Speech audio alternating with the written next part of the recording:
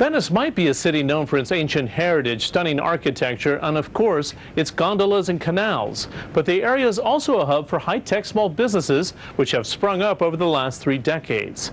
These businesses have gathered together in clusters, which may have helped the region's economic success. So now moves are underway to investigate the possibility of expanding the model even further.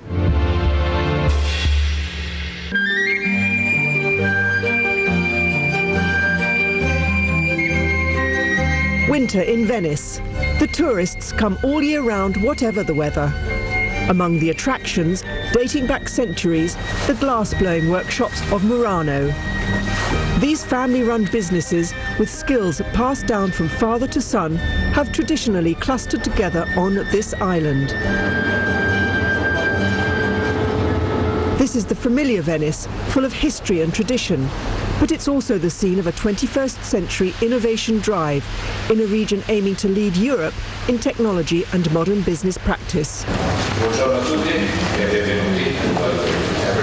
At this recent conference, Veneto Innovazione, a public-private agency supporting the region's small and medium enterprises, attracted more than 200 delegates from 27 countries around Europe. On the agenda, the continuing importance and changing face of business clusters. Staging the conference in Veneto was no coincidence. For many, the clusters here are a driving force behind the region's economic success. This system of cluster districts has enabled an extraordinary economic growth here in the last 30 years. Of course, it hasn't all been due to clusters, but they have been an important part of our economy. But in today's world, clusters are evolving.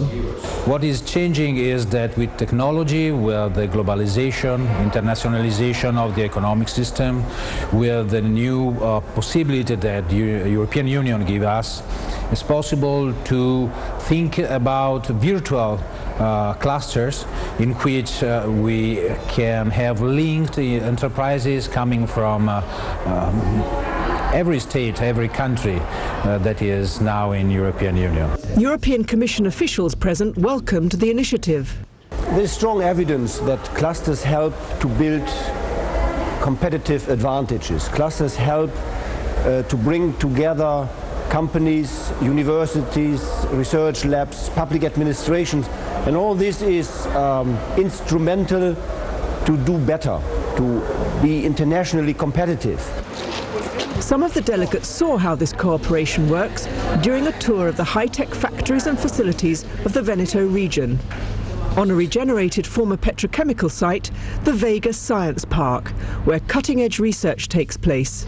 Another stop for the visitors was a polytechnic, where technological know-how and futuristic design support one of the oldest clusters in Europe, the Brenta Riviera shoemaking cluster, with 800 SMEs and more than 7 centuries of history and tradition to its name.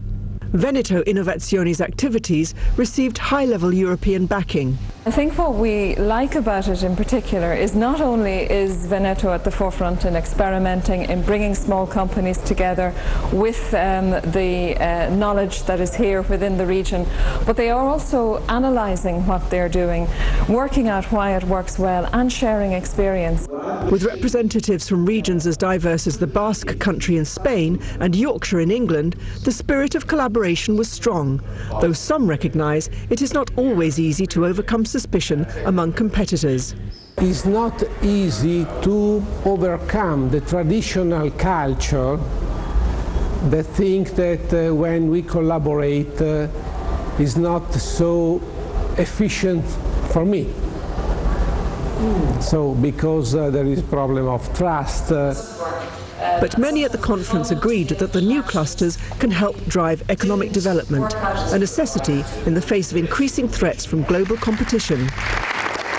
China may be a low-cost producer today, but they'll continue to increase their intellectual capacity, intellectual property themselves.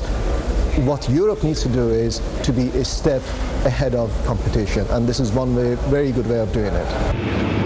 The conference concluded that there is still plenty to do to encourage new e-clusters and transnational networks to reflect the success here throughout Europe.